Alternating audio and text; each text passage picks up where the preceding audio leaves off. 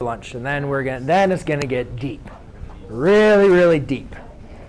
Now, last problem, we used Descartes' rule of signs to tell us the number of possible, right? Remember it was possible because there was 2 or 0, right? So the number of possible real zeros, possible negative real zeros, and possible complex, because there's 2 options. There's either 0 or 4, right? Wasn't there? Or no, it's 2 or 4, right? 2 or 4 complex zeros. The rational zero test, what that does is that tells us, don't do that, that's not fair. Oh, that's, she stole those. Oh, she's mean. So the rational zero test does not tell us how many. It tells us what is possible to be your rational zeros.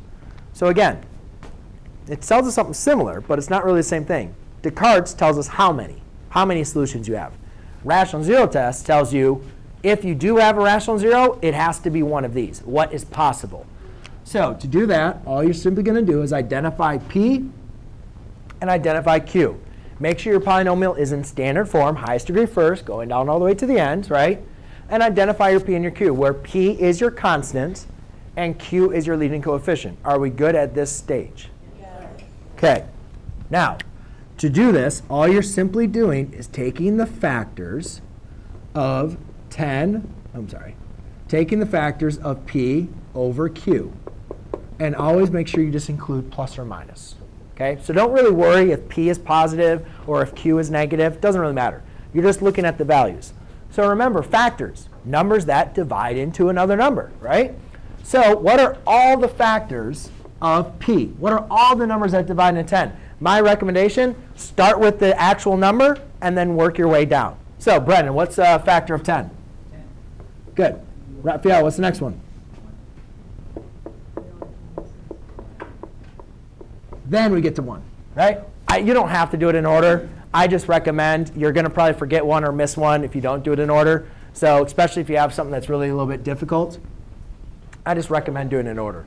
Then we have 4, plus or minus 4. So Angela, what's a factor of 4? Start with 4 and then go to 2. OK. Now, because I'm a teacher, I'm going to break this out and show you every single example. OK? Then I'm going to simplify it. Depending on your comfortability, how comfortable you are with this, you can do the exact same step that I did. Or you can kind of skip the step and then just write down the simplified answer. I'm going to do it the long version for those of you that do not feel as comfortable trying to skip ahead or know that you make little mistakes all the time, so you probably need to do it that way. But then for the rest of you, though, you could definitely skip this step if you don't need to. So to write all the possible rational zeros, you're going to write 10 over 4, 10 over 2, 10 over 1, 5 over 4, 5 over 2, 5 over 1, 2 over 4, 2 over 2, 2 over 1, 1 over 4, 1 over 2, 1 over 1.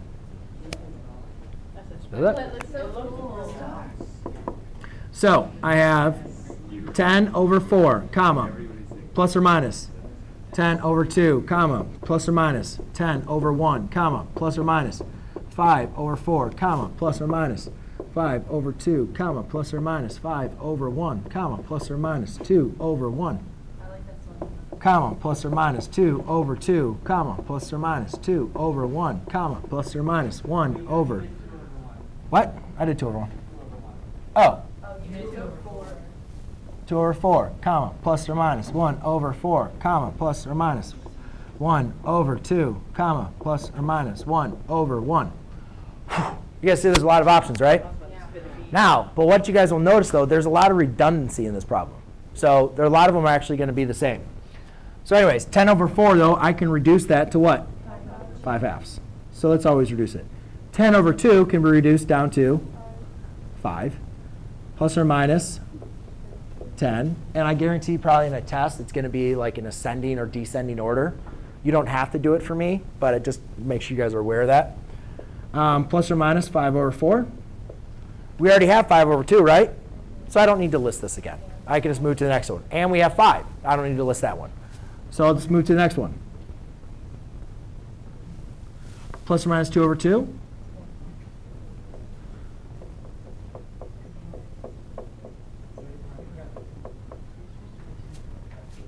Oh.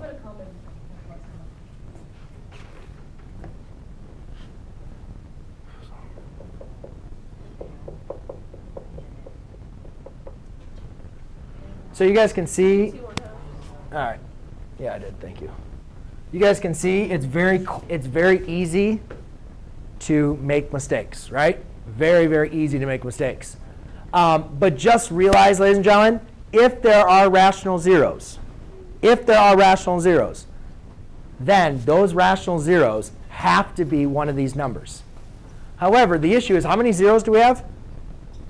There's only 3, right? We don't even know if they're all rational zeros, right? They could be irrational, or they could be complex.